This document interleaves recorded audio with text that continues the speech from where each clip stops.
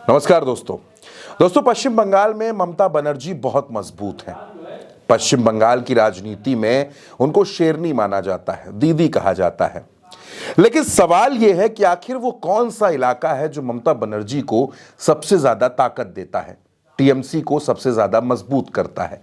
TMC का सबसे मजबूत गढ़ कौन सा है? तो दोस्तों, टीएमसी और ममता बनर्जी के अगर सबसे मजबूत और अभेद्य किले की हम बात करें तो वो दक्षिण बंगाल है, यानी साउथ बंगाल, और इसमें भी खासकर कोलकाता और उसके आसपास का प्रेसिडेंसी इलाका।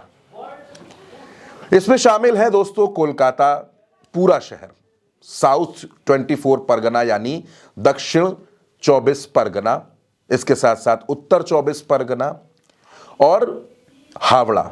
ये वो इलाके हैं हुगली तक जहां टीएमसी और ममता बनर्जी बहुत मजबूत हैं। माना जाता है कि ये टीएमसी का कोर बेस है, जहां पार्टी का वोट शेयर और सीटें लगातार बहुत मजबूत रहती हैं। 2021 के विधानसभा चुनाव में टीएमसी ने यहां बहुत बड़ी बहुमत वाली जीत दर्ज कर ली थी।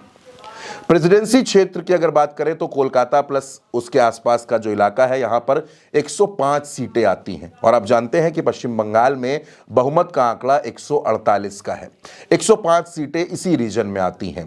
कोलकाता में 11, दक्षिण 24 परगना में 31, उत्तर 24 परगना में 33, हावड़ा में 16 और हुगली में 18। इनमें से टीएमसी के लिए 96 से ज्यादा सीटें बेहद मजबूत या मजबूत के कैटेगरी में आती हैं, यानी ए कैटेगरी में आती हैं। 2021 के चुनाव का विश्लेषण करें और अगर हालिया रिपोर्ट्स पर गौर करें तो 2021 में टीएमसी ने क्लीन स्वीप या लगभग क्लीन स्वीप कर दिया था। दक्षिण 24 परगना में 31 में से 30 सीटें टीएमसी ने जीत ली थी। कोलकाता में 11 की 11, हावड़ा में 16 की 16, दक्षिण कोलकाता की 7 सीटें जीती थी, जिनमें भवानीपुर कस्बा, बालीगंज, रासबिहारी, बेहाला ईस्ट, पश्चिम, कोलकाता पोर्ट ये सीटें थी। और इन सभी सीटों पर टीएमसी का दबदबा रहता है। भवानीपुर जो सीट है वो तो दुर्ग कही जाती है, क्योंकि वहां से खुद ममता बनर्जी चुनाव लड़ती हैं। मुर्शिदाबाद और बीरभूम जैसे मुस्लिम बाहुल्य जिले भी इसमें आते हैं, जो बेहद मजबूत हैं। मुर्शिदाबाद में 18 सीटें टीएमसी ने जीत ली थी। अब सवाल यह है कि यह गढ़ इतना मजबूत क्यों है?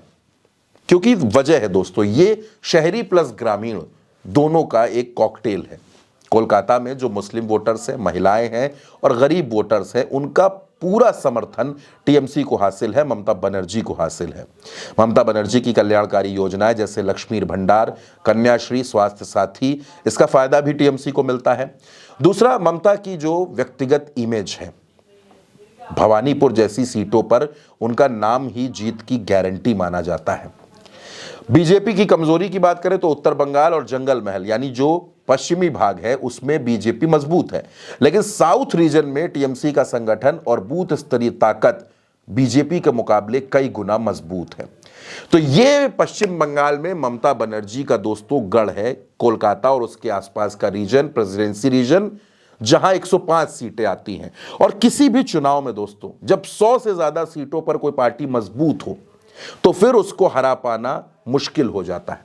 शायद यही वजह है कि पश्चिम बंगाल में इस बार के चुनाव में ममता बनर्जी ने यह कहा है कि वो 2026 के चुनाव में 226 से ज्यादा सीटें जीतने जा रही हैं।